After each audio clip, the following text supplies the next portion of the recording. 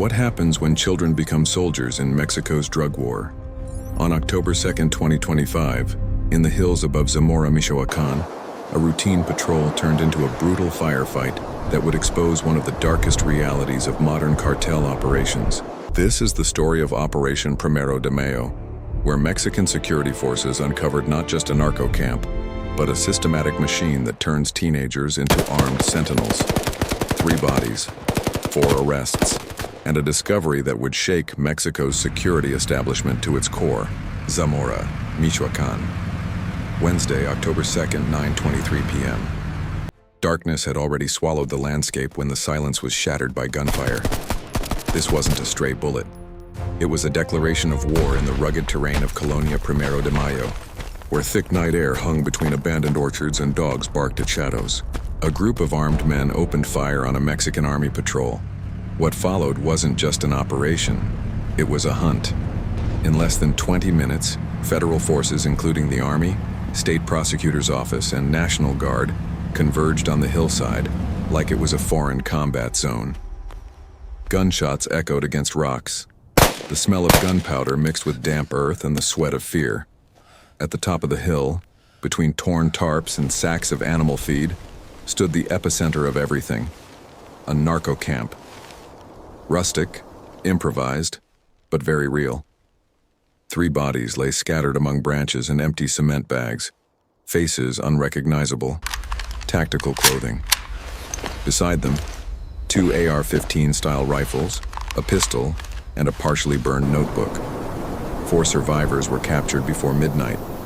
2 of them were barely teenagers, trembling not from cold, but because they knew what they'd lost wasn't just a battle, but the silence, the pact that had kept them hidden, shattered in an instant. That night, forensic experts walked the area with headlamps and surgical masks.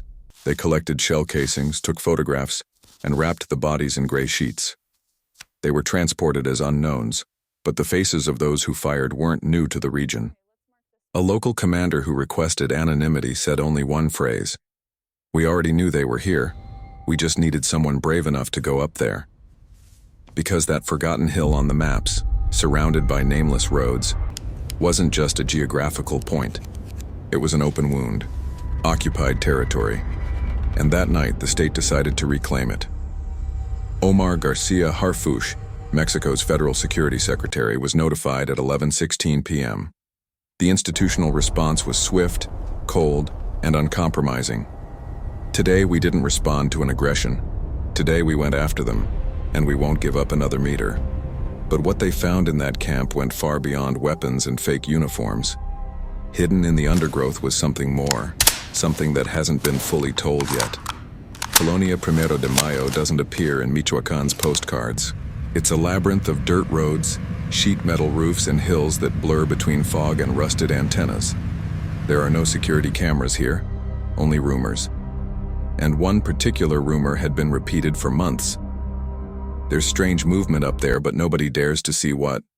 For weeks, residents reported lights turning on at dawn, lights that weren't from houses, lights that went out when someone asked questions. They also spoke of trailers climbing impossible roads, of drones, and of a voice everyone had heard at least once: "You don't go up here." Wednesday night, State Prosecutor's Office agents received an anonymous alert. The call lasted less than 30 seconds. No names, just a location and a warning. They're about to move. If you don't arrive today, tomorrow, you'll find nothing. The message coincided with an investigation opened weeks earlier. A National Guard report warned about the installation of at least 3 camps in rural areas of Zamora, one of them in Primero de Mayo. But until that moment, everything was theory. At 9:11 p.m., the convoy left in silence. No sirens, only low lights and strict orders. Go up, confirm, secure. Don't shoot unless they shoot first. The climate was humid, the ground slippery, and with each step the bushes seemed to move on their own. Officers advanced in a line, sweating under their vests, listening to their breathing amplified by tactical headsets. And then it happened. A flash, a single shot, and then the darkness filled with fire. From a height of at least 15 meters, the aggressors began firing with automatic rifles. Federal agents rolled onto the ground, sought cover behind rocks, and shouted over the radio one word: contact. What seemed like a routine patrol became a total assault, and in that instant everything changed. Because that hill, abandoned by the government and occupied by crime, was more than a hideout. It was a key point, a node. And what they were about to discover there was unlike anything they'd seen before. The first detonation was dry, without warning. A bullet pierced through a tree branch and grazed a National Guard agent's helmet.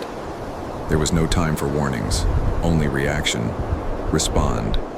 The entire hill lit up as if an electrical storm had exploded without clouds. Burst came from an improvised trench made with stones, tarps, and sacks. And from there, at least 7 figures moved like fast shadows. They knew the terrain, knew every curve, every slope, and they fired with precision that wasn't improvised. Officers retreated in tactical formation. Some threw themselves to the ground, others covered flanks, and 2 army elements climbed stealthily up the opposite slope seeking to flank. Smoke from bullets floated over the undergrowth like thick fog. The sound was deafening. Metal, screams, loose earth, radio orders. One of the attackers, tall and thin, with a black balaclava, descended firing in bursts. He carried an AR-15 and a cap with fake insignias. When he tried to change position, a shot reached him. He fell without screaming and didn't move again. That was the first casualty, but the fire didn't cease. 2 more continued firing from a cave camouflaged with branches. The shootout lasted 14 minutes and then silence. Only the echoes of battle remained, and the smell. Hot gunpowder, sour sweat, contained fear. One by one, agents began advancing with weapons raised, with flashlights cutting through the darkness. And there, among stones and cement sacks, they found the bodies. 3 face down, covered faces, tactical boots, weapons still in their hands. But what caught the most attention wasn't the weaponry, it was the terrain. A camp made with black tarps, plates with still warm food remains, charred notebooks, and something more. Cameras connected to car batteries. They were watching, they were waiting, and they were ready to escape. In a corner of the camp, almost buried among dry leaves, an agent found a backpack. Inside, a handwritten list with names, dates, and coordinates. But what was at the end of that list made the field commander request immediate reinforcements. He was 17 years old with small hands, swollen eyes, and a voice broken by fear. When they handcuffed him, he didn't ask for a lawyer. He asked for his mom. He was one of 4 detained. His clothes were muddy. He carried a children's backpack with skull drawings and had minor leg injuries. According to the medical report, he showed no signs of torture or struggle. He didn't shoot, he just ran. But the other one did shoot, 15 years old. He aimed, pulled the trigger, and when they subdued him, his finger was still cramped on the weapon's grip. The commander who arrested him wrote something in his log he'd never written before. Children with the gaze of war. Among the 4 detained, 3 were minors, and 1, the oldest, had an outstanding arrest warrant from a year ago. They knew him in the area. They called him El Gato. He was the one who knew how to hide weapons in cement sacks and coordinate shifts in the hills. But that night, he didn't manage to escape. They were transported to the public prosecutor's office with heads down. One cried silently, another murmured rap songs. The youngest had a dog bite on his ankle, and the 4th asked if what was in the truck was a coffin. They didn't know what they'd provoked. They didn't understand the magnitude of the fire they'd unleashed, or the response they were about to receive. In the camp, they found remains of bottles, medicine wrappers, canned food, portable batteries, and a school notebook with weapon drawings. Everything improvised, everything prepared to resist for days, but not a night like that. The Forensic Services Unit cordoned off the perimeter until 3 a.m. They photographed each body, collected each shell casing, and tagged each object with surgical gloves and flashlights that seemed like light scalpels. At 4:12 a.m., the 3 slain bodies were transferred to the morgue. None with official identification, all with the same haircut, the same black boots, and the same silence stamped on their faces. Colonia Primero de Mayo is barely an urban edge, but behind the hill, Where undergrowth swallows the roads and cell signals fade, there's something more. A corridor, an escape route, a passage connecting Zamora with Tangancicuaro, with Jacona, and beyond to Tierra Caliente. That mountain wasn't just a hideout. It was a control tower, a watchtower. From there they monitored convoy movements, drones, patrols, and something more. Rural roads used for trafficking. The coordinates found in the camp backpack confirmed it. They marked meeting points, passes between hills, paths impassable for vehicles but ideal for foot transfers, messenger routes or mules. The prosecutor's office found hand-drawn maps with routes flanked by houses marked with an X. According to intelligence analysis, those marks identified safe points, places to hide or store something.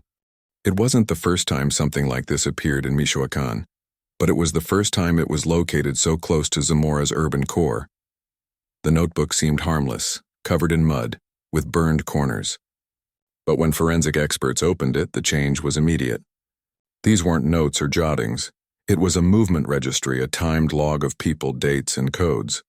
And at the bottom, a word written in red ink, underlined twice. Relief. According to the intelligence team, that word appears in very specific contexts. Operational cell change, sentinel substitution, or armed personnel rotation. The notebook was written by someone with training. There were blocks with initials, coded locations, nighttime activity schedules. But the most alarming was a section with symbols, and under one of them, a name. Base R3. Active. Miners in position. The discovery shook everyone and confirmed what nobody wanted to assume. There was a network operating with miners as cannon fodder, a structure that sent the youngest to the front line and protected itself from the shadows. That clue appeared in another part of the camp, a phone hidden under a rock. When they managed to turn it on, they found a single number dialed repeatedly, saved under the name Tio Lalo, Uncle Lalo. But the disturbing thing wasn't the contact, it was what was in the chat. Coordinates, orders, and messages with a repeated signature. We continue under TZ7 instruction. That code had already been detected in other operations in the country's west, related to logistics, recruitment, and tactical movements of organized crime. But what paralyzed the analysis team wasn't that. It was a voice note. An audio, 11 seconds, hoarse voice, and a message that froze everyone's blood. If they fall, replace them. You know where. Make sure there's no shortage. Keep your guard up.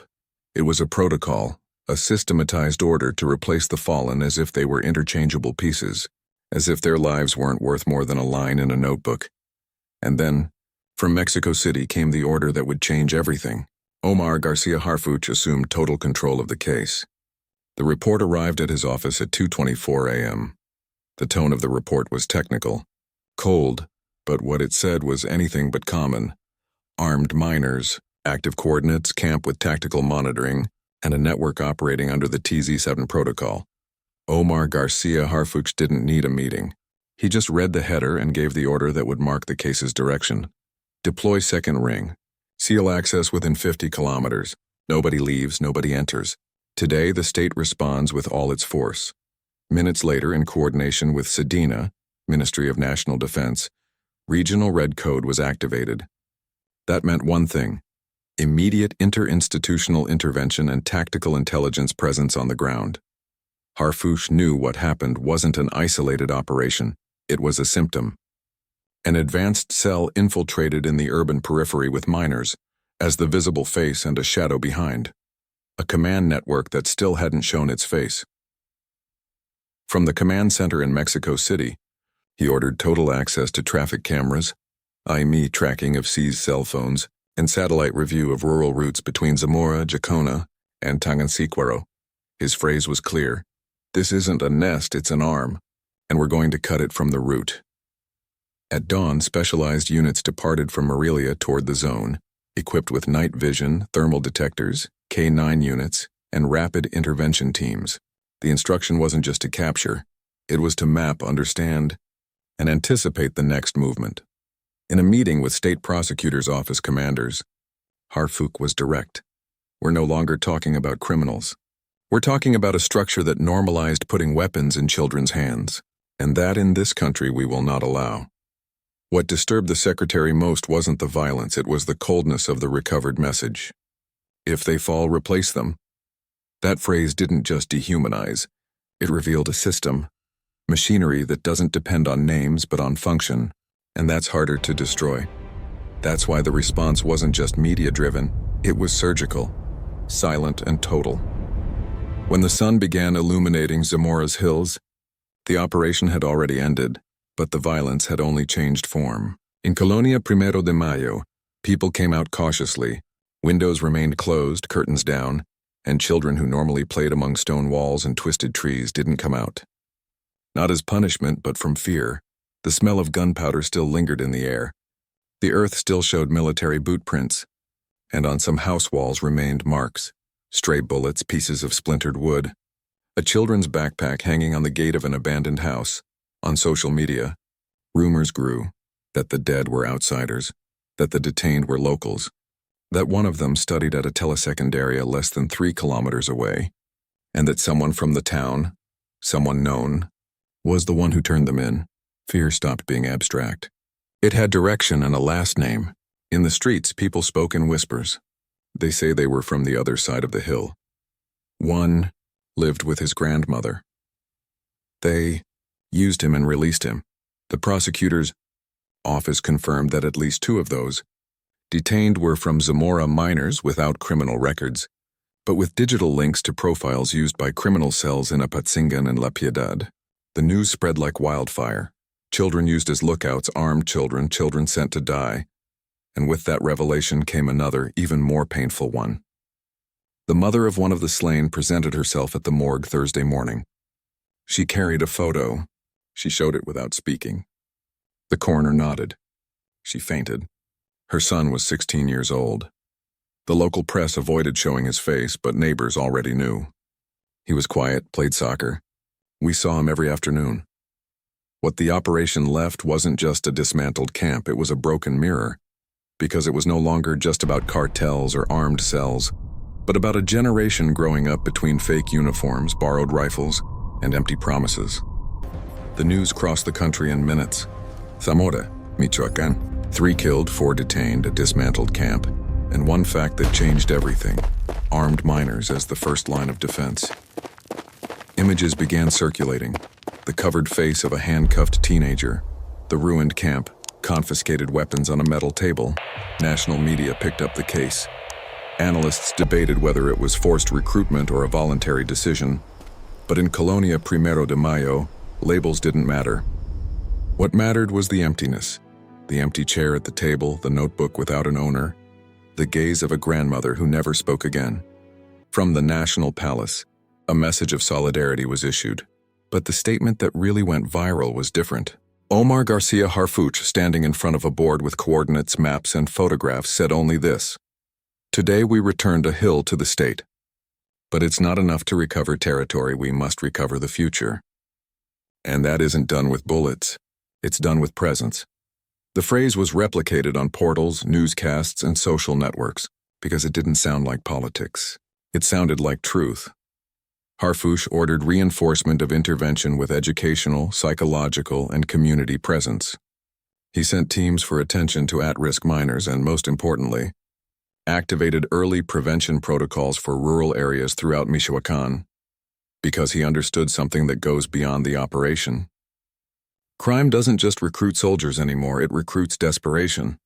And where there's abandonment, there's flesh ready for the rifle. That night, as patrols withdrew, a child walked with his mother toward the store. Passing by the hill, the mother took his hand and said quietly, "Don't look up there anymore." But the child did look and asked, "Do the bad guys live there?" She didn't respond, because sometimes there are no answers, and that's the real tragedy. The operation was successful. The state gained ground. But the country continues bleeding in silence. And if the next sentinel already has a name, already goes to middle school, and nobody is doing anything about it, then the cycle continues.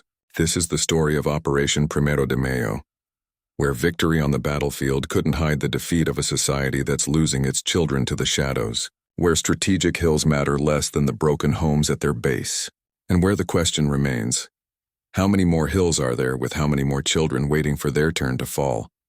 The war isn't just fought with bullets. It's fought with hope, opportunity, and presence. And in Michoacán, that battle has only just begun.